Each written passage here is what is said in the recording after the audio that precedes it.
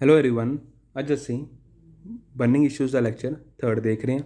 ਇਹ ਆਪਣੀ series start ਹੋ ਚੁੱਕੀ ਹੈ। ਜਿਹੜੇ ਬੱਚਿਆਂ ਨੂੰ ਨਹੀਂ ਪਤਾ ਇਹ ਸੀਰੀਜ਼ ਕਾਹਦੇ ਲਈ ਹੁੰਦੀ ਹੈ ਉਹਨਾਂ ਨੂੰ ਮੈਂ ਦੱਸ ਦੇਣਾ ਚਾਹੁੰਦਾ। ਜਿਹੜੇ ਬੱਚੇ ਪੀਸੀਐਸ ਐਗਜ਼ਾਮ ਦੇ ਰਹੇ ਨੇ ਜਾਂ ਯੂਪੀਐਸਸੀ ਐਗਜ਼ਾਮ ਦੇ ਰਹੇ ਨੇ ਦੈਨ ਇਸ ਤੋਂ ਇਲਾਵਾ ਜੇ ਕੋਈ ਨੋਰਮਲ ਐਗਜ਼ਾਮ ਵੀ ਦੇ ਰਿਹਾ ਦੈਨ ਉਹਨਾਂ ਲਈ ਵੀ ਇਹ ਬੈਨੀਫਿਟ ਹੈ ਅਤੇ ਜੋ ਪੀਸੀਐਸ ਅਤੇ ਯੂਪੀਐਸ ਐਗਜ਼ਾਮ ਦੇ ਰਹੇ ਨੇ ਉਹਨਾਂ ਲਈ ਵੀ ਬੈਨੀਫਿਟ ਹੈ। ਇਹਨਾਂ ਨੂੰ ਪੀਸੀਐਸ ਅਤੇ ਯੂਪੀਐਸ ਵਾਲਿਆਂ ਨੂੰ ਮੇਨਸ ਵਿੱਚ ਉਹਨਾਂ ਦੀ ਪ੍ਰੀਲਿਮਸ ਵਿੱਚ ਦੋਨਾਂ ਵਿੱਚ ਸਹਾਈ ਹੋਣਗੇ ਐਸੇ ਟੌਪਿਕਸ। ਇਹਨਾਂ ਟੌਪਿਕਸ ਵਿੱਚ ਆਪਾਂ ਕੀ ਕਰਨ ਜਾ ਰਹੇ ਹਾਂ ਡਨ। ਇਹਨਾਂ ਟੌਪਿਕ ਜਿਵੇਂ ਮੰਨ ਲਓ ਕਿ ਆਪਣਾ ਪਹਿਲਾ ਟੌਪਿਕ ਇਹੀ ਹੈ ਕਿ ਪ੍ਰਾਈਵੇਟਾਈਜੇਸ਼ਨ ਆਫ ਇੰਡੀਅਨ ਰੇਲਵੇਜ਼। ਤਾਂ ਇਹਨਾਂ ਦੇ ਆਪਾਂ ਬੈਨੀਫਿਟਸ ਦੇਖਾਂਗੇ, ਇਹਨਾਂ ਦੇ ਕੰਸਰਨਸ ਦੇਖਾਂਗੇ ਦੈਨ ਇਹਨਾਂ ਨੂੰ ਐਨ ਡਿਟੇਲ ਵਿੱਚ ਐਨਾਲਾਈਜ਼ ਕਰਨ ਦੀ ਕੋਸ਼ਿਸ਼ ਕਰਾਂਗੇ, ਡੈਪਥ 'ਚ ਜਾਣ ਦੀ ਕੋਸ਼ਿਸ਼ ਕਰਾਂਗੇ, ਸਮਝਣ ਦੀ ਕੋਸ਼ਿਸ਼ ਕਰਾਂਗੇ ਆਖਿਰ ਪ੍ਰਾਈਵੇਟਾਈਜੇਸ਼ਨ ਕਿਉਂ ਕੀਤਾ ਜਾ ਰਿਹਾ, ਕਿਸ ਕਾਰਨ ਲਈ ਕੀਤਾ ਜਾ ਰਿਹਾ। ਓਕੇ, ਇਹ ਬੱਚਿਆਂ ਨੂੰ ਮੇਨਸ ਦੀ ਆਨਸਰ ਰਾਈਟਿੰਗ ਵਿੱਚ ਹੈਲਪਫੁਲ ਹੋਏਗਾ ਜੋ ਪੀਸੀਐਸ ਦਾ ਐਗਜ਼ਾਮ ਦੇ ਰਹੇ ਨੇ, ਜੋ ਯੂਪੀਐਸਸੀ ਐਗਜ਼ਾਮ ਦੇ ਰਹੇ ਨੇ। ਉਸ ਤੋਂ ਇਲਾਵਾ ਜੇ ਕੋਈ ਨੋਰਮਲ ਸਟੂਡੈਂਟ ਵੀ ਹੈ, ਜੇ ਉਹ ਨੌਲੇਜ ਗੇਨ ਕਰਨਾ ਚਾਹੁੰਦਾ ਹੈ, ਆਪਣੀ ਨੌਲੇਜ ਨੂੰ ਵਧਾਉਣਾ ਚਾਹੁੰਦਾ ਹੈ, ਆਪਣੀ ਨੌਲੇਜ ਨੂੰ ਸਰਪਲਸ ਕਰਨਾ ਚਾਹੁੰਦਾ ਹੈ, ਉਹ ਇਹ ਸੀਰੀਜ਼ ਜ਼ਰੂਰ ਦੇਖੇ, ਉਸ ਦਾ ਬਹੁਤ ਬੈਨੀਫਿਟ ਹੋਏਗਾ। ਇਸ ਨੂੰ ਤੁਸੀਂ ਕਿੱਥੇ ਵੀ ਯੂਜ਼ ਕਰ ਸਕਦੇ ਹੋ। ਇੱਕ ਤਾਂ ਤੁਹਾਡੀ ਪਰਸਨੈਲਿਟੀ ਨਿਕਲ ਕੇ ਸਾਹਮਣੇ ਆਉਂਦੀ ਹੈ। ਮੰਨ ਲਓ ਤੁਹਾਨੂੰ ਕੋਈ ਪੁੱਛ ਲਿਆ ਜਾਵੇ, ਮਤਲਬ ਕਿ ਨੋਰਮਲ ਇੱਕ ਕਨਵਰਸੇਸ਼ਨ ਹੁੰਦੀ ਹੈ ਕਿ ਪੁੱਛ ਲਿਆ ਜਾਂਦਾ ਕਿ ਤੁਹਾਡੇ ਮਤਲਬ ਕਿ ਇਹ ਇੰਡੀਅਨ ਰੇਲਵੇਜ਼ ਪ੍ਰਾਈਵੇਟਾਈਜੇਸ਼ਨ ਹੋ ਰਿਹਾ, ਕਿਆ ਮਤਲਬ ਕੀ ਹੈ ਇਹਦਾ।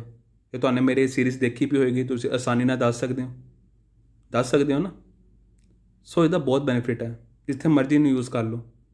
ਜਿਵੇਂ ਨੋਰਮਲ ਐਗਜ਼ਾਮਸ ਹੈ ਉਸ ਵਿੱਚ ਕਿਤੇ ਪੁੱਛਿਆ ਜਾ ਸਕਦਾ ਹੈ, ਇਹ 'ਚੋਂ ਕੁਝ ਕੁਐਸਚਨ ਐਸੇ ਹਨ ਜੋ ਪੁੱਛੇ ਜਾ ਸਕਦੇ ਹੈ, ਸ਼ੋਰਟ ਕੁਐਸਚਨ ਬਣ ਸਕਦੇ ਇਹਨਾਂ 'ਚੋਂ ਜੋ ਆਬਜੈਕਟਿਵ 'ਚ ਤਿਆਰ ਹੋ ਕੇ ਮਿਲਦੇ ਆ ਤੁਹਾਨੂੰ ਕਈ ਵਾਰੀ। ਸੋ ਇਹ ਸਾਰਿਆਂ ਲਈ ਹੈ, ਐਸਾ ਕੁਛ ਅਲੱਗ ਨਹੀਂ ਹੈ ਇਸ ਵਿੱਚ। ਸੋ ਇਸ ਨੂੰ ਕਰੰਟ ਅਫੇਅਰਸ ਹੀ ਹੈ ਆਪਣੇ ਡਨ। ਇਹ ਸਾਰੇ ਕਰੰਟ ਅਫੇਅਰਸ ਹੈ ਆਪਣੇ। ਕਰੰਟ ਅਫੇਅਰਸ ਦੇ ਕੁਝ ਇਸ਼ੂਜ਼ ਹੁੰਦੇ ਆ, ਇਹਨਾਂ ਨੂੰ ਆਪਾਂ ਡਿਟੇਲ 'ਚ ਐਨਾਲਾਈਜ਼ ਕਰਨ ਦੀ ਕੋਸ਼ਿਸ਼ ਕਰਦੇ ਹਾਂ। ਸਭ ਤੋਂ ਪਹਿਲਾ ਟੌਪਿਕ ਇਹੀ ਹੈ ਪ੍ਰਾਈਵੇਟਾਈਜੇਸ਼ਨ ਆਫ ਇੰਡੀਅਨ ਰੇਲਵੇਜ਼, ਇਹਦੇ ਬੈਨੀਫਿਟਸ। ਠੀਕ ਹੈ, ਪ੍ਰਾਈਵੇਟ ਕਰਨ ਦੇ ਉਹਨੂੰ ਆਪਾਂ ਐਕਸਪਲੇਨ ਕਰਾਂਗੇ। ਠੀਕ ਹੈ ਫਰੈਂਡਸ, ਸੋ ਸਮਝਣ ਦੀ ਕੋਸ਼ਿਸ਼ ਕਰਦੇ ਹਾਂ। ਦੇਖੋ ਕਹਿੰਦੇ recently the Ministry of Railways has taken the first step towards the privatization of railways by inviting the request for qualification to private players for the operation of passenger train services done। ਯਾਨੀ ਕਿ ਜਿੰਨੀਆਂ ਵੀ ਆਪਣੀ train services ਹੈ ਉਹਨਾਂ ਨੂੰ ਉਹਦੇ operation ਲਈ done, ਉਹਨਾਂ ਦੇ ਓਪਰੇਸ਼ਨ ਲਈ ਰਿਕੁਐਸਟ ਫॉर ਕੁਆਲੀਫਿਕੇਸ਼ਨ ਮੰਗਵਾਈਆਂ ਗਈਆਂ। ਠੀਕ ਹੈ, ਜੋ ਵੀ ਪ੍ਰਾਈਵੇਟ ਪਲੇਅਰ ਹੈ ਇੰਟਰਸਟਿਡ ਹੈ, ਠੀਕ ਹੈ, ਜੇ ਇੰਟਰਸਟਿਡ ਹੈ ਰੇਲਵੇਜ਼ ਦੇ ਓਪਰੇਸ਼ਨ ਵਿੱਚ, ਠੀਕ ਹੈ, ਉਹਨਾਂ ਦੇ ਓਪਰੇਸ਼ਨ ਵਿੱਚ ਜੇ ਇੰਟਰਸਟਿਡ ਹੈ ਉਹਨਾਂ ਲਈ ਇਹ ਸਟਾਰਟ ਕੀਤਾ ਗਿਆ ਹੈ। ਯਾਨੀ ਕਿ ਨਾਮ ਜੇ ਆਪਾਂ ਦੇਤਾ ਕਿ ਆਪਾਂ ਕਹਿ ਰਹੇ ਹਾਂ ਕਿ ਪ੍ਰਾਈਵੇਟਾਈਜੇਸ਼ਨ ਆਫ ਇੰਡੀਆ ਰੇਲਵੇਜ਼, ਇਸ ਦਾ ਮਤਲਬ ਇਹ ਨਹੀਂ ਕਿ ਪੂਰੀ ਇੰਡੀਆ ਰੇਲਵੇਜ਼ ਪ੍ਰਾਈਵੇਟਾਈਜੇਸ਼ਨ ਹੋ ਰਹੀ ਹੈ। ਉਹਦਾ ਜਿਹੜਾ ਓਪਰੇਸ਼ਨਲ ਸਟਰਕਚਰ ਹੈ ਉਸ ਨੂੰ ਆਪਾਂ ਪ੍ਰਾਈਵੇਟਾਈਜੇਸ਼ਨ ਕਰਨ ਦੀ ਕੋਸ਼ਿਸ਼ ਕਰ ਰਹੇ ਹਾਂ ਡਨ।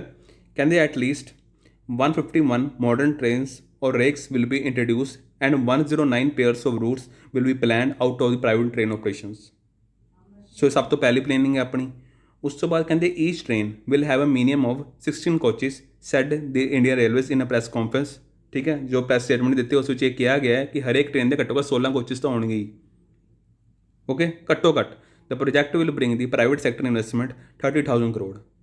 ਯਾਨੀ ਕਿ ਇਸ ਵਿੱਚ ਜਿਹੜੀ ਇਨਵੈਸਟਮੈਂਟ ਆਏਗੀ, ਜੇ ਆਪਾਂ ਟ੍ਰੇਨ ਦੀ ਸਰਵਿਸਿਜ਼ ਦੀ ਗੱਲ ਕਰ ਰਹੇ ਹਾਂ, ਉਹਨਾਂ ਦੇ ਆਪਰੇਸ਼ਨ ਦੀ ਗੱਲ ਕਰ ਰਹੇ ਹਾਂ, ਤਾਂ ਉਸ ਵਿੱਚ 30,000 ਕਰੋੜ ਦਾ ਇਨਵੈਸਟਮੈਂਟ ਆਣੀ ਹੀ ਆਣੀ ਹੈ।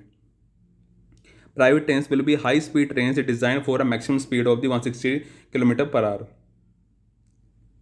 ਤਾਂ ਇਸ ਵਿੱਚ ਇਹ ਵੀ ਕਿਹਾ ਕਿ ਜੇ ਸਪੋਜ਼ ਕੋਈ ਪ੍ਰਾਈਵੇਟਾਈਜੇਸ਼ਨ ਆ ਰਿਹਾ, ਇਸ ਦਾ ਮਤਲਬ ਇਹ ਨਹੀਂ ਹੈ ਕਿ ਆਪਾਂ ਕੱਲ੍ਹ ਆਪਰੇਸ਼ਨ ਸਟਰਕਚਰ ਦੇ ਰਹੇ ਹਾਂ। ਇਸ ਦਾ ਬੈਨੀਫਿਟ ਸਾਨੂੰ ਆਪਣੀ ਆਉਣ ਵਾਲੀ ਮਾਡਰਨ ਟੈਕਨੋਲੋਜੀ ਉੱਪਰ ਵੀ ਮਿਲੇਗਾ। ਹਾਈ ਸਪੀਡ ਟ੍ਰੇਨ ਚੱਲ ਸਕਣਗੀਆਂ, ਉਹਨਾਂ ਦੀ ਸਪੀਡ ਘੱਟੋ ਘੱਟ 160 ਕਿਲੋਮੀਟਰ ਪਰ ਆਵਰ ਦੀ ਹੋਏਗੀ। ਠੀਕ ਹੈ ਫਰੈਂਡਸ, ਇਸ ਵਿੱਚ ਫਾਇਦਾ ਕੀ ਹੋਏਗਾ, ਤੁਹਾਡੀ ਜਰਨੀ ਦਾ ਟਾਈਮ ਘਟੇਗਾ, ਤੁਹਾਡਾ ਟਾਈਮ ਬਚੇਗਾ। ਠੀਕ ਹੈ ਫਰੈਂਡਸ, ਉਸ ਤੋਂ ਬਾਅਦ ਕਹਿੰਦੇ the running time taken by the train shall be good as the fastest trains of the Indian railways. ਕਹਿੰਦੇ ਕਰੰਟਲੀ ਕਿਹੜੀ ਚੱਲ ਰਹੀ ਹੈ ਆਪਣੀ, ਰਾਜਧਾਨੀ ਚੱਲ ਰਹੀ ਹੈ, ਵੰਦੇ ਭਾਰਤ ਚੱਲ ਰਹੀ ਹੈ, ਤੇਜਸ ਚੱਲ ਰਹੀ ਹੈ। ਇੱਕ ਤਰ੍ਹਾਂ ਦੀ ਹਾਈ ਸਪੀਡ ਟ੍ਰੇਨਸ ਹੈ ਜੋ ਇੰਡੀਅਨ ਰੇਲਵੇਜ਼ ਦੁਆਰਾ ਚੱਲ ਰਹੀਆਂ ਨੇ। ਕਹਿੰਦੇ ਇਹਦਾ ਓਬਜੈਕਟਿਵ ਕੀ ਹੈ, ਪ੍ਰਾਈਵੇਟਾਈਜੇਸ਼ਨ ਕਰਨ ਦਾ ਓਬਜੈਕਟਿਵ ਕੀ ਹੈ। ਕਹਿੰਦੇ ਪ੍ਰਾਈਵੇਟਾਈਜੇਸ਼ਨ ਕਰਨ ਦਾ ਓਬਜੈਕਟਿਵ ਕੀ ਹੈ, ਜੇ ਮੈਂ ਗੱਲ ਆਖਾਂ, ਜਿਵੇਂ ਇਹਨਾਂ ਦੇ ਓਬਜੈਕਟਿਵਸ ਦੇਖਾਂ ਤਾਂ ਸਭ ਤੋਂ ਪਹਿਲੀ ਗੱਲ ਇਹ ਨਿਕਲ ਕੇ ਆਉਂਦੀ ਹੈ, ਜਿਵੇਂ ਤੁਹਾਨੂੰ ਮੈਂ ਗੱਲ ਕਹੀ ਸੀ ਕਿ ਮਾਡਰਨ ਟੈਕਨੋਲੋਜੀ ਇੰਟਰੋਡਿਊਸ ਕਰ ਰਹੇ ਹਾਂ ਆਪਾਂ। ਸੋ ਮੇਨਟੇਨੈਂਸ ਆਪਣੀ ਰਿਡਿਊਸ ਹੋ ਰਹੀ ਹੈ, ਟਾਈਮ ਘੱਟ ਰਿਹਾ, ਆਪਣਾ ਟਾਈਮ ਰਿਡਿਊਸ ਹੋ ਰਿਹਾ, ਜੋਬ ਜ਼ਿਆਦਾ ਮਿਲਣਗੀਆਂ, ਮਤਲਬ ਨਿਕਲ ਕੇ ਸਾਹਮਣੇ ਆਉਣਗੀਆਂ। ਜੇ ਪ੍ਰਾਈਵੇਟ ਜਿਹੜਾ ਸਟਰਕਚਰ ਹੈ, ਜੇ ਓਪਰੇਸ਼ਨਸ ਕਰ ਰਿਹਾ, ਉਹ ਅਲੱਗ ਤੁਹਾਡੀਆਂ ਗੌਰਮੈਂਟ ਜੋਬਸ ਨਹੀਂ ਨਿਕਲਣਗੀਆਂ, ਪ੍ਰਾਈਵੇਟ ਜੋਬਸ ਹੀ ਨਿਕਲ ਕੇ ਸਾਹਮਣੇ ਆਉਣਗੀਆਂ, ਬਟ ਇਹ 'ਚ ਵੀ ਫਾਇਦਾ ਹੀ ਹੈ ਤੁਹਾਡਾ। ਠੀਕ ਹੈ, ਤੁਹਾਡੀ ਸੇਫਟੀ ਸਿਕਿਉਰ ਹੋਏਗੀ, ਕਿਉਂਕਿ ਤੁਸੀਂ ਕਦੇ ਦੇਖਿਆ ਹੀ ਹੋਣਾ ਤੁਹਾਡੀ ਗੌਰਮੈਂਟ ਸਟਰਕਚਰ ਦੇ ਜਿਹੜੇ ਇੰਡੀਅਨ ਰੇਲਵੇਜ਼ ਹੁੰਦੇ, ਉਹਨਾਂ 'ਚ ਇੰਨੀ ਸਿਕਿਉਰਿਟੀਜ਼ ਨਹੀਂ ਹੁੰਦੀਆਂ। ਜੇ ਸਾਡਾ ਆਪਰੇਸ਼ਨ ਸਟਰਕਚਰ ਪ੍ਰਾਈਵੇਟ ਦੇ ਹੱਥ ਚਲਾ ਜਾਂਦਾ ਹੈ, ਤਾਂ ਉਹਨਾਂ ਦੇ ਹੱਥ ਕੁਝ ਰਿਸਪੌਂਸਿਬਿਲਟੀਜ਼ ਤਾਂ ਹੈ। ਜੇ ਮੰਨ ਲਓ ਕਿਸੇ ਟਿਕਟ ਦਾ ਜਿਹੜਾ ਪ੍ਰਾਈਸ ਚਾਰਜ ਕਰ ਰਹੇ ਨੇ, ਤਾਂ ਉਸ ਵਿੱਚ ਉਹ ਸਿਕਿਉਰਿਟੀ ਦੀ ਰਿਸਪੌਂਸਿਬਿਲਟੀ ਤਾਂ ਹੈ, ਉਹ ਹੋਰ ਅੱਛੀ ਹੋ ਜਾਏਗੀ, ਸੇਫਟੀ ਹੋਰ ਅੱਛੀ ਹੋ ਜਾਏਗੀ। ਸੋ ਇਸ ਦੇ ਨਾਲ ਤੁਹਾਨੂੰ ਵਰਲਡ ਕਲਾਸ ਟਰੈਵਲ ਐਕਸਪੀਰੀਅੰਸ ਮਿਲੇਗਾ। ਜੋ ਉਰੇ ਜਿਹੜਾ ਡਿਮਾਂਡ ਸਪਲਾਈ ਦਾ ਡੈਫੀਸ਼ੀਐਂਟ ਹੈ, ਠੀਕ ਹੈ, ਜੋ ਅੱਜ ਕੱਲ੍ਹ ਰੇਲਵੇ ਸਟਰਕਚਰ ਜਿਹੜਾ ਸਭ ਤੋਂ ਜ਼ਿਆਦਾ ਘਾਟੇ 'ਚ ਜਾ ਰਿਹਾ, ਉਹ ਖਤਮ ਹੋਏਗਾ, ਮਤਲਬ ਰਿਡਿਊਸ ਹੋਏਗਾ। ਡਨ। ਟਰਾਂਸਪੋਰਟੇਸ਼ਨ ਸੈਕਟਰ 'ਚ ਫਰਕ ਪਏਗਾ। ਤੁਸੀਂ ਕਦੇ ਵੀ ਦੇਖਿਆ ਹੋਣਾ ਆਪਣੇ ਜਿਹੜੇ ਰੋਡ ਹਾਈਵੇਜ਼ ਵਿੱਚ ਹੈ, ਉੱਥੇ ਜ਼ਿਆਦਾ ਆਪਣੀ ਟਰਾਂਸਪੋਰਟੇਸ਼ਨ ਵਰਕਿੰਗ ਚੱਲਦੀ ਹੈ, ਰੇਲਵੇ 'ਚ ਇੰਨੀ ਨਹੀਂ ਚੱਲਦੀ। ਰੇਲਵੇ ਚੱਲਦੀ ਹੈ ਮਗਰ ਉਨੀ ਨਹੀਂ ਚੱਲਦੀ। ਹਾਲਾਂਕਿ ਖਰਚਾ ਤੁਹਾਨੂੰ ਇੱਥੇ ਘੱਟ ਪਏਗਾ, ਮਗਰ ਇਸ ਵਿੱਚ ਕੁਝ ਐਸੀ ਚੀਜ਼ ਮੇਨਟੇਨੈਂਸ ਚਾਰਜਿਸ ਹੈ ਜਿਹਦੇ ਕਰਕੇ ਪ੍ਰੋਬਲਮ ਪੈਂਦੀ ਹੈ, ਤਾਂ ਉਸੇ ਕਰਕੇ ਲੋਕ ਹਾਈਵੇਜ਼ ਪਕੜਦੇ ਹੈ। ਠੀਕ ਹੈ ਨਾ ਫਰੈਂਡਸ। ਹੁਣ ਕਹਿਣਾ ਚਾਹ ਰਹੇ ਨੇ ਕਿ ਆਪਾਂ ਪ੍ਰਾਈਵੇਟ ਤਾਂ ਕਰਨ ਜਾ ਰਹੇ ਹਾਂ, ਮੰਨ ਲਓ ਆਪਾਂ ਨੇ ਪੈਸੰਜਰ ਦੀ ਵੀ ਗੱਲ ਕਰਤੀ, ਆਪਾਂ ਨੇ ਸਾਰੀ ਚੀਜ਼ਾਂ ਪੈਸੰਜਰ ਦੇ ਮੁਤਾਬਿਕ ਸਮਝ ਲਈਆਂ, ਮਗਰ ਕਹਿੰਦੇ ਇਹ ਇੰਡੀਅਨ ਰੇਲਵੇਜ਼ ਲਈ ਕੀ ਬੈਨੀਫਿਟ ਹੈ, ਜਦੋਂ ਆਪਾਂ ਸਮਝਣ ਦੀ ਕੋਸ਼ਿਸ਼ ਕਰੀਏ। ਚਲੋ ਆਪਾਂ ਸਮਝਣ ਦੀ ਕੋਸ਼ਿਸ਼ ਕਰਦੇ ਹਾਂ। ਕਹਿੰਦੇ as per the government own estimate Indian railways ਨੂੰ ਕਿੰਨਾ ਫੰਡ ਚਾਹੀਦਾ, ਘੱਟੋ ਘੱਟ 50 ਲੱਖ ਕਰੋੜ ਚਾਹੀਦਾ ਆਉਣ ਵਾਲੇ 12 ਸਾਲਾਂ ਲਈ। ਜੋ ਆਪਣੇ ਆਉਣ ਵਾਲੇ 12 ਸਾਲ 50 ਲੱਖ ਕਰੋੜ ਚਾਹੀਦਾ, ਕਾਹਦੇ ਲਈ? ਓਪਰੇਸ਼ਨਸ ਲਈ, ਇੰਡੀਅਨ ਰੇਲਵੇਜ਼ ਦੇ ਓਪਰੇਸ਼ਨਸ ਲਈ। ਠੀਕ ਹੈ ਨਾ ਫਰੈਂਡਸ। ਤਾਂ ਇੱਕ ਕੰਸੈਸ਼ਨ ਪੀਰੀਅਡ ਵੀ ਦਿੱਤਾ ਪ੍ਰਾਈਵੇਟਾਈਜੇਸ਼ਨ ਕਰਨ ਦਾ, 35 ਈਅਰਸ। ਇਸ ਵਿੱਚ ਉਹ ਕੀ ਕਰਨਗੇ, ਪ੍ਰਾਈਵੇਟ ਐਂਟੀਟੀਜ਼ ਜਿਹੜੇ ਆ ਵਿਲ ਪੇ ਕਰਨਗੇ ਇੰਡੀਅਨ ਰੇਲਵੇਜ਼ ਨੂੰ, will pay the Indian railways fix haulage charges ਦੇਣਗੇ, ਐਨਰਜੀ ਚਾਰਜਿਸ ਦੇਣਗੇ as per the consumption and share in gross revenue determined through the transparent bidding process. ਠੀਕ ਹੈ ਨਾ friends. ਸੋ ਇਸ ਵਿੱਚ ਕਿੰਨਾ ਫਾਇਦਾ ਹੋਏਗਾ ਇੰਡੀਅਨ ਰੇਲਵੇਜ਼ ਦਾ। ਇਹਦਾ ਹੋਰ ਵੀ ਇੱਕ ਫਾਇਦਾ ਕਿ ਜਿਹੜੀ ਮੈਜੋਰਟੀ ਟ੍ਰੇਨਸ ਆ ਉਹ ਮੈਨੂਫੈਕਚਰਡ ਇੰਡੀਆ ਵਿੱਚ ਹੋਣਗੀਆਂ, ਕਿਉਂਕਿ ਮੈਂ ਉੱਪਰ ਆਪਾਂ ਪੜ੍ਹ ਕੇ ਆਇਆ ਨਾ ਕਿ ਨਵੀਂ ਟ੍ਰੇਨਸ ਆਉਣਗੀਆਂ, ਤਾਂ ਉਹਦੀ ਜਿਹੜੀ ਮੈਨੂਫੈਕਚਰਿੰਗ ਸਭ ਤੋਂ ਜ਼ਿਆਦਾ ਉਹ ਆਪਣੇ ਇੰਡੀਆ ਵਿੱਚ ਹੋਏਗੀ, ਤਾਂ ਆਪਣਾ ਜਿਹੜਾ ਮੇਕ ਇਨ ਇੰਡੀਆ ਦੀ ਜਿਹੜੀ ਸਕੀਮ ਹੈ ਉਹ ਜ਼ਿਆਦਾ ਪ੍ਰਮੋਟ ਹੋਏਗੀ। ਠੀਕ ਹੈ ਨਾ। ਕਹਿੰਦੇ do private players have control over train operations. ਇਹ ਪੁੱਛਣਾ ਚਾਹ ਰਹੇ ਨੇ, ਕਹਿੰਦੇ ਜੇ ਉਹ ਆਪਾਂ ਪ੍ਰਾਈਵੇਟ ਪਲੇਨ ਨੂੰ ਲਿਆਉਣਾ ਚਾਹ ਰਹੇ ਹਾਂ, ਕਿਆ ਉਹ ਸਾਡੇ ਟ੍ਰੇਨ ਓਪਰੇਸ਼ਨਸ ਉੱਪਰ ਕੰਟਰੋਲ ਕਰ ਰਹੇ ਨੇ? ਤਾਂ ਰੇਲਵੇ ਮਿਨਿਸਟਰ ਇਹ ਕਹਿਣਾ ਚਾਹ ਰਹੀ ਹੈ, ਕਹਿੰਦੇ these train shall be operated by drivers and guards of the Indian railways. ਦੇਖੋ ਉਹਨੇ ਸਾਫ਼ ਕਹਿ ਦਿੱਤਾ ਉਹਨਾਂ ਨੇ, ਕਹਿੰਦੇ ਜਿਹੜੇ ਟ੍ਰੇਨਸ ਨੇ ਇਹਨਾਂ ਨੂੰ ਜਿਹੜਾ ਓਪਰੇਟਡ ਕਰ ਰਹੇ ਨੇ ਉਹ ਸਾਡੇ ਡਰਾਈਵਰਸ ਗਾਰਡਸ ਨੇ ਇੰਡੀਅਨ ਰੇਲਵੇਜ਼ ਦੇ। ਕਹਿੰਦੇ operation of these trains by the private entity shall confirm to the key performance indicators like punctuality, reliability, upkeep of trains. The operation and maintenance of the passenger trains would be governed by the standards and specifications of the requirements of Indian Railways। ਕਹਿੰਦੇ ਗੱਲ ਤਾਂ ਸਾਰੀ ਉਹਦੇ ਉੱਪਰ ਆ ਜਾਂਦੀ ਹੈ ਨਾ ਕਿ ਜਿਹੜਾ ਪ੍ਰਾਈਵੇਟ ਸੈਕਟਰ ਆ ਉਹ ਕਿਸ ਤਰ੍ਹਾਂ ਇਸ ਨੂੰ ਮਤਲਬ ਕਿ ਕੰਟਰੋਲ ਕਰੇਗਾ, ਮਤਲਬ ਕਿ ਉਸ ਦੀ ਪਰਫਾਰਮੈਂਸ ਦੇ ਉੱਪਰ ਮੈਟਰ ਕਰਦਾ ਹੈ ਕਿ ਉਹ ਓਪਰੇਸ਼ਨਸ ਉੱਪਰ ਪ੍ਰਾਈਵੇਟ ਪਲੇਸ ਕੰਟਰੋਲ ਕਰਨਗੇ ਨਹੀਂ ਕਰਨਗੇ, ਜਾਂ ਉਹਨਾਂ ਦਾ ਅਧਿਕਾਰ ਹੋਏਗਾ ਜਾਂ ਨਹੀਂ ਹੋਏਗਾ। ਡਨ। ਉਸ ਤੋਂ ਬਾਅਦ ਇਹਨੂੰ ਕੱਟ ਦਿਓ। The entire process will be completed in two parts. The first in the request for the ਮਤਲਬ ਕਿ ਜਿਹੜੇ ਪ੍ਰਾਈਵੇਟ ਪਲੇਅਰਸ ਨੂੰ ਬੁਲਾਇਆ ਜਾ ਰਿਹਾ ਨਾ, ਇਹਦਾ ਪ੍ਰੋਸੈਸ ਜਿਹੜਾ ਹੈ 2 ਭਾਗਾਂ ਵਿੱਚ ਹੋਏਗਾ। ਪਹਿਲਾ ਭਾਗ ਕੀ ਹੈ, ਇੱਕ ਤਾਂ ਆਪਾਂ ਇਨਵਾਈਟ ਕਰਾਂਗੇ, ਠੀਕ ਹੈ, ਰਿਕੁਐਸਟ ਫॉर ਕੁਆਲੀਫਿਕੇਸ਼ਨ, ਜਿੱਥੇ ਬਿਡਿੰਗ ਪ੍ਰੋਸੈਸ ਚੱਲੇਗਾ, ਜਿੱਥੇ ਪ੍ਰਾਈਵੇਟ ਬਿਡਰਸ ਕੁਆਲੀਫਾਈ ਹੋਣਗੇ। ਤੇ ਸੈਕੰਡ ਸਟੈਪ ਕੀ ਹੈ ਕਿ railways will go for a request for proposal. The entire proposal will take the 6 months। ਠੀਕ ਹੈ ਫਰੈਂਡਸ।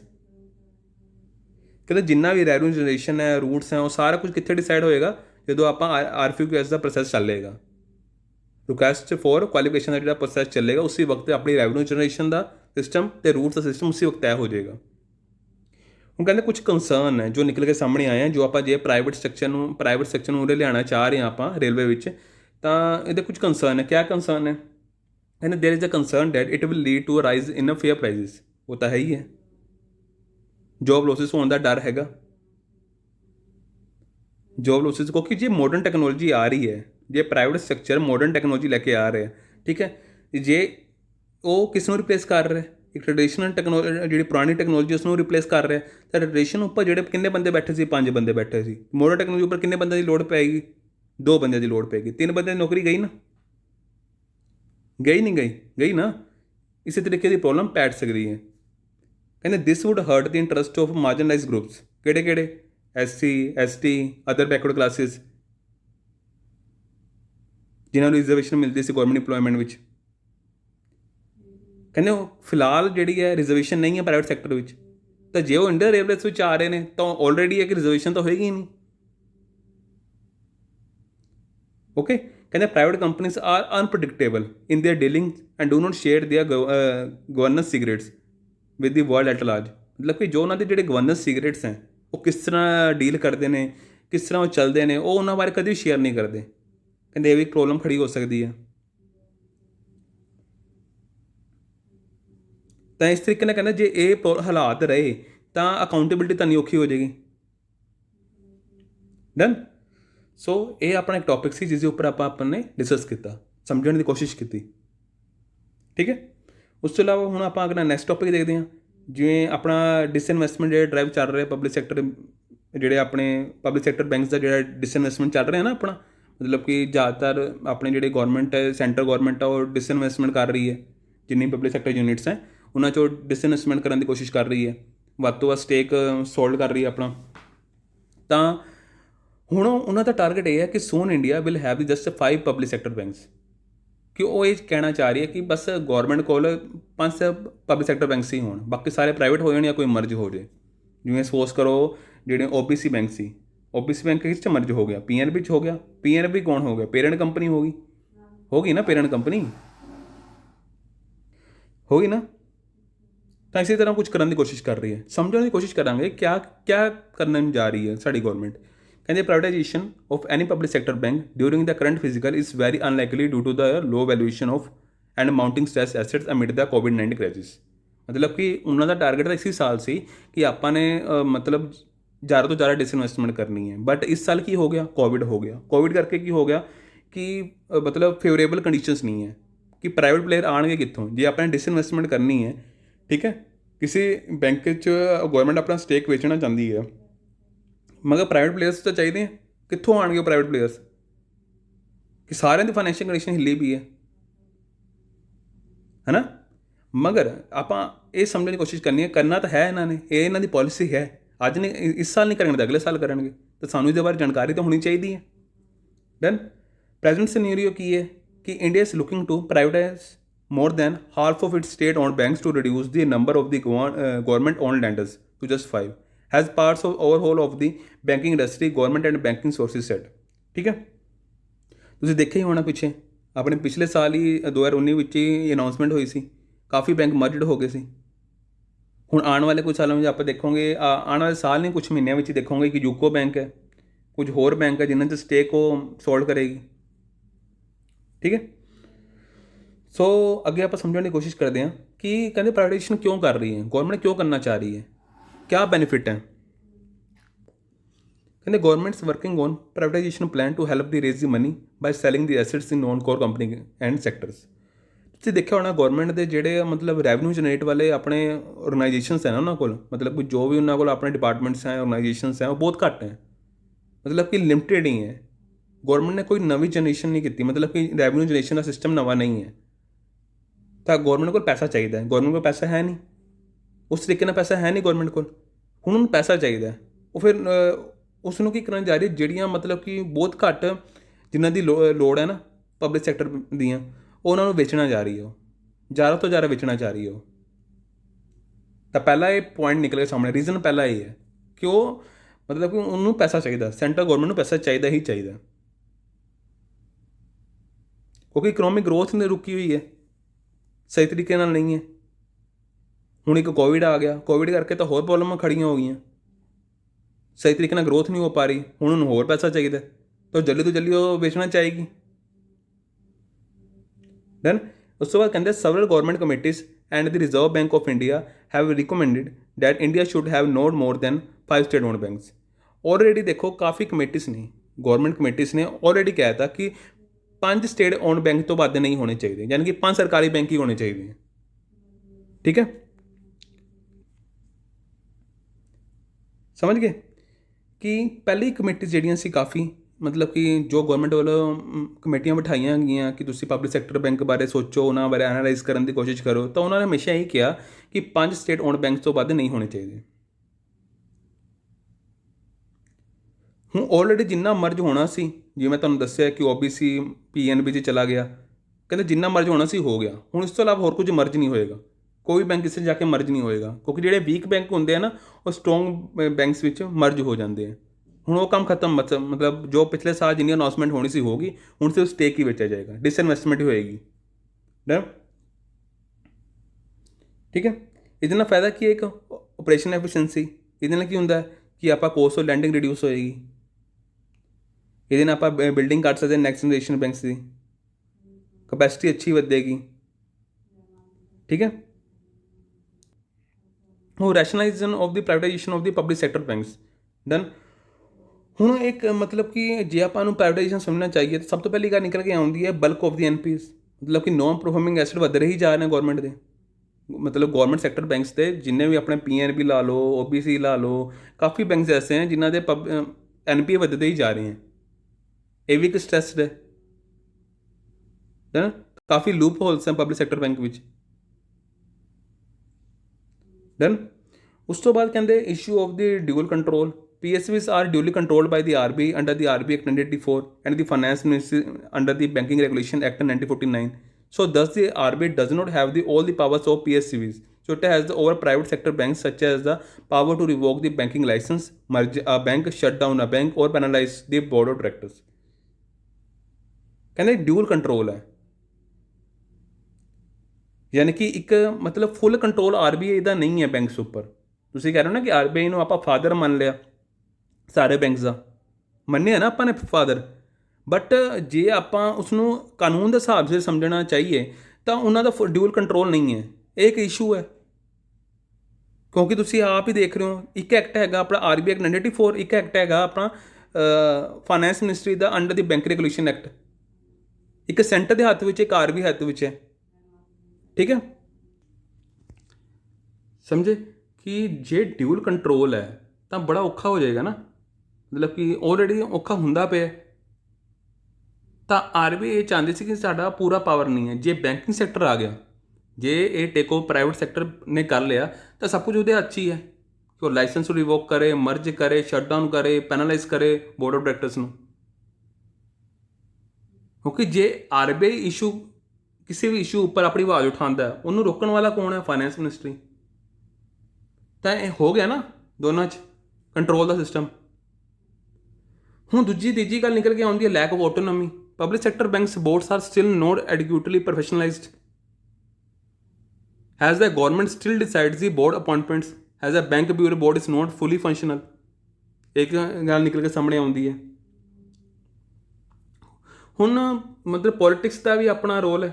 ਹੁਣ ਪੋਲੀਟਿਕਸ ਵੀ ਆਪਾਂ ਨੂੰ RBI ਦੇਖਣ ਨੂੰ ਮਿਲਦੀ ਹੈ, ਮਤਲਬ ਕਿ ਇੰਟਰਫੇਰੈਂਸ ਹੁੰਦਾ ਕਿਸੇ ਦੀ ਨੋਰਮਲ ਫੰਕਸ਼ਨਿੰਗ RBI ਦੀ ਜਾਂ ਕਿਸੇ ਵੀ ਬੈਂਕਸ ਦੀ ਨੋਰਮਲ ਫੰਕਸ਼ਨਿੰਗ ਵਿੱਚ ਪੋਲੀਟਿਕਸ ਦਾ ਰੋਲ ਹੁੰਦਾ ਹੀ ਹੁੰਦਾ। ਸਾਨੂੰ ਬੜੇ ਕੇਸਿਸ ਪਿੱਛੇ ਹੋਏ ਹੀ ਹੈ। ਫੋਰ ਐਗਜ਼ਾਮਪਲ ਆਪਾਂ ਪਿੱਛੇ ਹੀ ਦੇਖਿਆ, ਆਪਾਂ ਨੇ ਕਾਫੀ ਕੇਸਿਸ ਨਿਕਲ ਕੇ ਸਾਹਮਣੇ ਆਏ ਹੈ। Difference of incentives. Private and public sector banks are driven by the different incentives. For example, private banks are profit driven, whereas the business of the PSB is disrupted by the government schemes like the farm loan waivers. ਹੁਣ ਗੱਲ ਆਉਂਦੀ ਹੈ difference ਹੋਣਾ, incentives ਵਿੱਚ difference ਹੋਣਾ। ਹੁਣ ਮੰਨ ਲਓ ਇੱਕ ਬੈਂਕ ਦੀ ਹਾਲਾਤ ਬਿਲਕੁਲ ਸੁਧਰੇ ਨਹੀਂ ਹੋਏ, ਜਾਂ ਸਮਝ ਲਓ ਕਿ RBI ਨੂੰ ਪਤਾ ਹੈ ਕਿ ਮੇਰੇ ਜਿਹੜੇ ਬੈਂਕਸ ਹੈ, ਕਿਉਂਕਿ ਉਹ ਫਾਦਰ ਹੈ ਨਾ, ਉਹਨੂੰ ਪਤਾ ਕਿ ਜਿਹੜੇ ਮੇਰੇ ਬੈਂਕਸ ਹੈ ਉਹਨਾਂ ਦੇ ਹਾਲਾਤ ਸੁਧਰੇ ਨਹੀਂ ਹੋਏ। ਉੱਪਰੋਂ ਦੀ ਇਲੈਕਸ਼ਨ ਨੇੜੇ ਹੁੰਦੇ ਆ ਅਤੇ ਸਾਡੇ ਜਿਹੜੇ ਸੈਂਟਰ ਦੇ ਮੰਤਰੀ ਜੀ ਹੈ, ਹੈੱਡ ਆਫ ਹੈ, ਉਹ ਸਾਰੇ ਕੀ ਨਾਮ ਅਨਾਊਂਸਮੈਂਟ ਕਰ ਦਿੰਦੇ ਆ ਕਿ ਜੀ ਕਿਸਾਨਾਂ ਦਾ ਕਰਜ਼ਾ ਮਾਫ ਹੋਏਗਾ ਜੀ। ਇਹ ਸਟ੍ਰੈਸ ਪੈ ਜਾਂਦਾ, ਕਿਹਨਾਂ ਉੱਪਰ ਪੈ ਜਾਂਦਾ? ਬੈਂਕਸ ਉੱਪਰ ਸਟ੍ਰੈਸ ਪੈ ਜਾਂਦਾ, ਤਾਂ ਬੈਂਕ ਤਾਂ ਆਪੇ ਦੁਖੀ ਹੋਣਗੇ।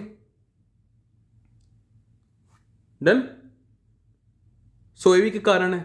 Also in the private sector, the shareholder effective control over banks may explain the absence of the large scale fraud, like a public sector bank such as the PNB episode जो ਆਪਾਂ ਨੂੰ ਦੇਖਣ ਨੂੰ ਮਿਲਦਾ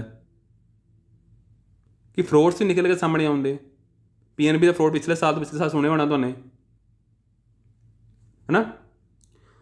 ਹੁਣ ਆਪਾਂ ਗੱਲ ਕਰ ਲਈ ਕਿ ਕਿਉਂ ਪ੍ਰਾਈਵੇਟ ਕਰਨਾ ਚਾਹੀਦਾ। ਹੁਣ ਆਪਾਂ ਨੂੰ ਗੱਲ ਕਰਨੀ ਕਿ ਇਸ਼ੂਜ਼ ਕੀ ਹੈ। ਜੇ ਆਪਾਂ ਹੁਣ ਇੱਕ ਪਾਸੋਂ ਆਪਾਂ ਨੇ ਪ੍ਰੋਸ ਦੇਖ ਲਏ, ਹੁਣ ਆਪਾਂ ਕੌਨਸ ਦੇਖਣ ਦੀ ਕੋਸ਼ਿਸ਼ ਕਰਾਂਗੇ ਕਿ ਪ੍ਰਾਈਵੇਟਾਈਜੇਸ਼ਨ ਕਰਨ ਦੇ ਇਸ਼ੂਜ਼ ਕੀ ਹੈ। ਇਸ਼ੂ ਆਫ ਦੀ ਗਵਰਨੈਂਸ, ਕਹਿੰਦੇ ਕੀ ਇਸ਼ੂ ਕਿ ਇੰਡੀਅਨ ਬੈਂਕਿੰਗ ਦਾ is lack of the adequate governance which stretches across the public and private ownership. ਕਹਿੰਦੇ in case of the PSU ਵਿੱਚ there is a political interference ਹੁੰਦਾ। ਕਹਿੰਦੇ why private banks are prone to the malpractice in the wake of serving the interest of promoters. So ਦੋਨੋਂ ਪਾਸੇ ਇਹ ਹਾਲ ਨੇ ਜੇ ਸਾਨੂੰ ਯੈਸ ਬੈਂਕ 'ਚ ਇਹਦੀ ਚੀਜ਼ ਦੇਖਣ ਨੂੰ ਮਿਲਦੀ ਹੈ। ਪੋਲਿਸੀ ਇਸ਼ੂ ਹੈ। Restructuring schemes such as the cooperative debt restructuring, strategic debt restructuring and schemes for sustainable structuring of stressed assets initiated by the RBI are the major reason for delaying the recognition of the bad loans. Failure of regulation ਇਹ ਵੀ ਹੁੰਦਾ, ਭਾਵੇਂ public ਹੈ ਭਾਵੇਂ private ਹੈ, ਠੀਕ ਹੈ ਨਾ। ਜਿਵੇਂ RBI ਦਾ ਪੂਰਾ ਕੰਟਰੋਲ ਸਿਮਿਲਰ ਕੰਟਰੋਲ ਨਹੀਂ ਹੈ ਪ੍ਰਾਈਵੇਟ ਬੈਂਕਸ ਉੱਪਰ, ਤਾਂ ਕੀ ਫਰਕ ਪੈ ਜਾਂਦਾ ਕਿ ਅਕਾਊਂਟੇਬਿਲਿਟੀ ਵਿੱਚ ਫਰਕ ਪੈ ਜਾਂਦਾ। ਜੇ ਆਪਣੇ ICICI ਬੈਂਕ ਦੇ ਪਿੱਛੇ ਦੇਖਿਆ ਸੀ ਹਾਲਾਤ। ਡਨ। ਹੁਣ ਬੈਂਕ ਮਰਜਰ ਹੋਣਾ, ਹੁਣ ਉਹਦੇ ਕੁਝ ਆਪਾਂ ਐਡਵਾਂਟੇਜਸ ਤੇ ਡਿਸਐਡਵਾਂਟੇਜਸ ਦੇਖਣ ਦੀ ਕੋਸ਼ਿਸ਼ ਕਰਾਂਗੇ। ਪਹਿਲਾਂ ਤੁਹਾਨੂੰ ਮੈਂ ਕੀ ਦੱਸਿਆ ਕਿ ਇੱਕ ਮੈਂ ਜਦੋਂ ਪ੍ਰਾਈਵੇਟਾਈਜੇਸ਼ਨ ਹੋ ਰਿਹਾ ਉਹਦਾ ਆਪਾਂ ਰੈਸ਼ਨਲਾਈਜ਼ ਕਰਨ ਦੀ ਕੋਸ਼ਿਸ਼ ਕੀਤੀ। ਫਿਰ ਉਸ ਤੋਂ ਬਾਅਦ ਇਹ ਦੱਸਿਆ ਕਿ ਇਸ਼ੂਜ਼ ਕੀ ਹੈ ਪ੍ਰਾਈਵੇਟ ਸੈਕਟਰ ਨੂੰ। ਹੁਣ ਆਪਾਂ ਆਲ ਓਵਰ ਆਪਾਂ ਦੇਖਣ ਦੀ ਕੋਸ਼ਿਸ਼ ਕਰਾਂਗੇ ਪ੍ਰੋਸ ਤੇ ਕੌਨਸ ਕੀ ਹੈ। ਮਾਫ ਕਰਿਓ, ਪ੍ਰੋਸ ਤੇ ਕੌਨਸ ਕੀ ਹੈ। ਕਹਿੰਦੇ ਪਹਿਲੇ ਆਪਾਂ ਐਡਵਾਂਟੇਜਸ ਦੇਖ ਰਹੇ ਹਾਂ ਆਲ ਓਵਰ। ਹੁਣ ਆਪਾਂ ਐਡਵਾਂਟੇਜ ਦੇਖਣ ਦੀ ਕੋਸ਼ਿਸ਼ ਕਰ ਰਹੇ ਹਾਂ ਕਿ ਜੇ ਬੈਂਕ ਮਰਜਰ ਹੋ ਜੇ ਤਾਂ ਉਹਦੇ ਪ੍ਰੋਸ ਤੇ ਕੌਨਸ ਕੀ ਹੈ। It will reduce the dependence on the government for capital since. It will increase the role of the internal and market resources. So it will open up more capital generations opportunities both internally from the market and the merged entity। ਠੀਕ ਹੈ। ਪਹਿਲੇ ਮੈਂ ਤੁਹਾਡੇ ਨਾਲ ਗੱਲ ਕੀ ਕੀਤੀ ਸੀ, privatisation ਦੀ ਗੱਲ ਕੀਤੀ ਸੀ, ਉਹਦੇ ਪ੍ਰੋਸ ਐਂਡ ਕੌਨਸ ਦੀ ਗੱਲ ਕੀਤੀ ਸੀ। ਹੁਣ ਮੈਂ ਕਿਹਦੀ ਗੱਲ ਕਰ ਰਿਹਾ, ਮਰਜਰ ਦੀ ਗੱਲ ਕਰ ਰਿਹਾ ਕਿ ਬੈਂਕ ਦਾ ਮਰਜਰ ਹੋਣਾ ਮਤਲਬ ਕਿ ਕਿਸੇ 'ਚ ਜਾ ਕੇ ਮਿਲ ਜਾਣਾ, ਉਹਦੇ ਪ੍ਰੋਸ ਤੇ ਕੌਨਸ ਕੀ ਹੈ। ਇਹਦੇ ਨਾਲ ਫਾਇਦਾ ਕੀ ਹੋਏਗਾ ਗਵਰਨਮੈਂਟ ਨੂੰ ਕਿ ਉਹ ਮੋਰ ਡਿਵੀਡੈਂਡਸ ਇਨੇਬਲ ਕਰ ਸਕਦੀ ਹੈ which form the part of their non tax revenue. ਕਹਿੰਦੇ it will lead to greater concentration of the payment and settlements flow since there are will be lesser competitors in the financial sector. Operation risk decrease ਹੋ ਜਾਏਗਾ। ਠੀਕ ਹੈ friends. ਉਸ ਤੋਂ ਬਾਅਦ ਕਹਿੰਦੇ ਜੇ ਆਪਾਂ ਗੱਲ ਕਰੀਏ, ਕਹਿੰਦੇ it will help to better deal with the credit portfolio. ਜਿਵੇਂ NPS ਉੱਪਰ ਅੱਛਾ ਡੀਲ ਹੋ ਸਕਦਾ ਹੈ ਕਿਉਂਕਿ ਦੇਖੋ ਜੇ ਕੋਈ ਵੀਕ ਹੈ, ਜੇ ਉਹ ਸਟਰੋਂਗ ਨੂੰ ਜਾ ਕੇ ਮਿਲ ਰਿਹਾ, ਮਰਜ ਹੋ ਰਿਹਾ, ਦੈਨ ਵੀਕ ਜਿਹੜਾ ਸਟਰੋਂਗ ਨੂੰ ਜਾ ਕੇ ਮਿਲ ਰਿਹਾ। ਹੁਣ ਵੀਕ ਦੇ NPA ਬਹੁਤ ਜ਼ਿਆਦਾ ਸੀ, ਸਟਰੋਂਗ ਦੇ NPA ਘੱਟ ਹੈ। ਇਸਦਾ ਮਤਲਬ ਇਸ ਕੋਲ ਕੁਝ ਐਸਾ ਐਕਸਪੀਰੀਅੰਸ ਹੈ ਜਿਹਦੇ ਨਾਲ ਉਸਨੇ ਆਪਣੇ NPA ਨੂੰ ਕੰਟਰੋਲ ਕੀਤਾ ਹੋਇਆ। ਜੇ ਪੇਰੈਂਟ ਕੰਪਨੀ ਬਣ ਗਿਆ ਇਹ ਤਾਂ ਇਹਦਾ ਧਿਆਨ ਰੱਖੇਗਾ ਹੀ ਰੱਖੇਗਾ। ਇਹ ਆਪਣਾ ਐਕਸਪੀਰੀਅੰਸ ਵੀਕ ਬੈਂਕਸ ਵਿੱਚ ਦੇਗਾ ਹੀ ਦੇਗਾ। ਜੇ ਉਹ ਆਪਣੇ ਵੀਕਸ ਬੈਂਕ 'ਚ ਦੇਗਾ ਤਾਂ ਉਹਨਾਂ ਦਾ NPA ਤਾਂ ਹੌਲੀ ਹੌਲੀ ਆਪੇ ਆਪ ਹੀ ਘਟ ਜਾਏਗਾ।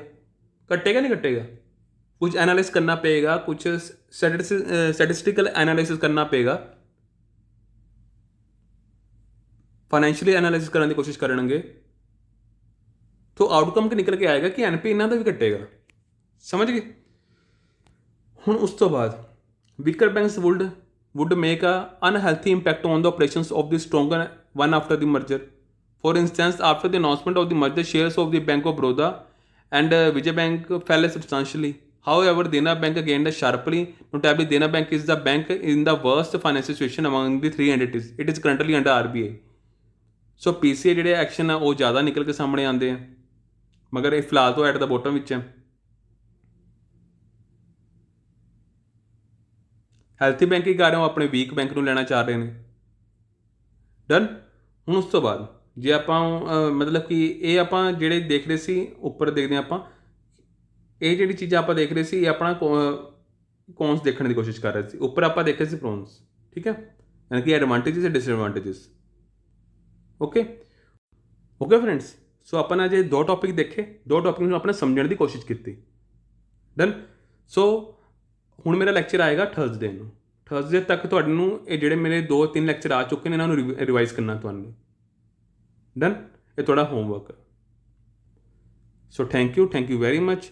ਇਹਨੂੰ ਸ਼ੇਅਰ ਜ਼ਰੂਰ ਕਰਨਾ ਅਤੇ ਚੈਨਲ ਨੂੰ ਸਬਸਕ੍ਰਾਈਬ ਜ਼ਰੂਰ ਕਰਨਾ। ਸ਼ੇਅਰ ਵੱਧ ਤੋਂ ਵੱਧ ਕਰਨਾ ਆਪਾਂ ਨੇ।